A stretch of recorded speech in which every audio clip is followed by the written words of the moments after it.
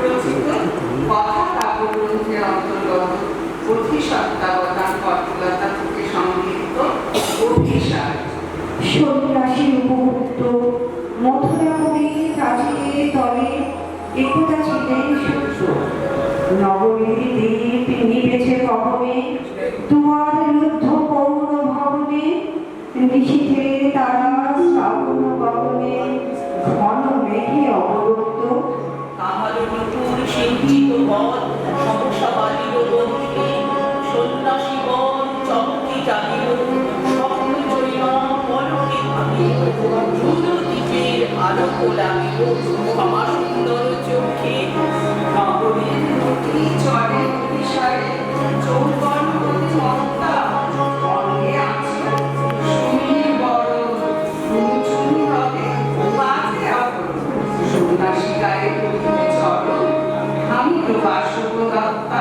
প্রদীপ ধরিয়া ফেলিল তাহার নবীন পৌর কান্তি, সৌম্য সকাশ তরুণ বয়ান করুণা কিরণে বিকচ নয়ন, শুভ্র ললাটে ইন্দু সমান ভাবিছে স্নিগ্ধ শান্তি।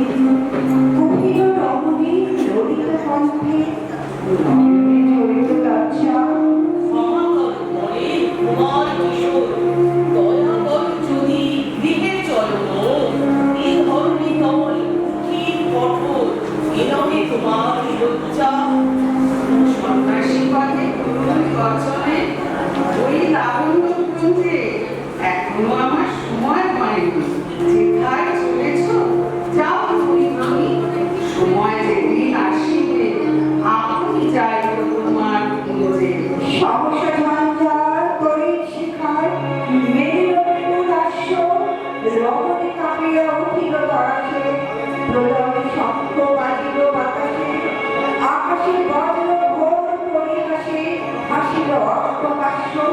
বর্ষ তখন হয় নাই শেষ এসেছে চৈত্র সন্ধ্যা বাতাস হয়েছে তলা ফুল পদ্মতরুর সাথে ধরেছে মুকুল রাজার কারণে উঠেছে বকুল বাহুল রজনীগন্ধা।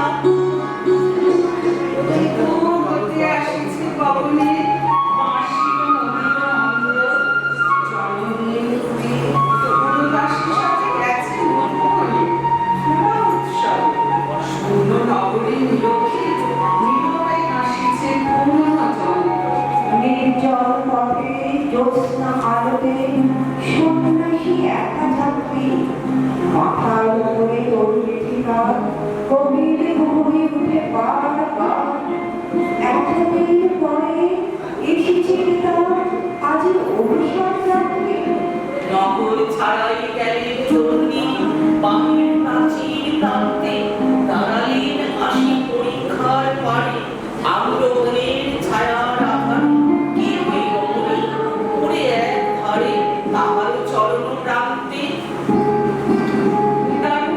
দিয়ে মাটিতে টিকায় ধরে আছে তার অঙ্গ, রোগমসি ঢালা কালী তনুটা লয়ে পূজাগমে পুরো পরীক্ষার ভাঙিয়ে ফেলেছে। পরীক্ষার বিষাক্ত তার সঙ্গ। সন্ন্যাসী বসে আড়ষ্টে তুলে নিল নিজ অঙ্গে, ঢালে নিল জল শুষ্ক অধরে, বন্ধ করিয়া দিল শির ভরে।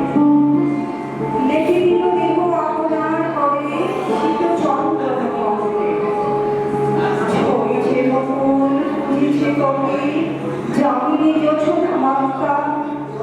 এসেছো তুমি ওগো দয়াময়, শুনাই নাই সন্ন্যাসী পর আজই রজনীতে হয়েছে সময় এসেছে বাসবদত্তা।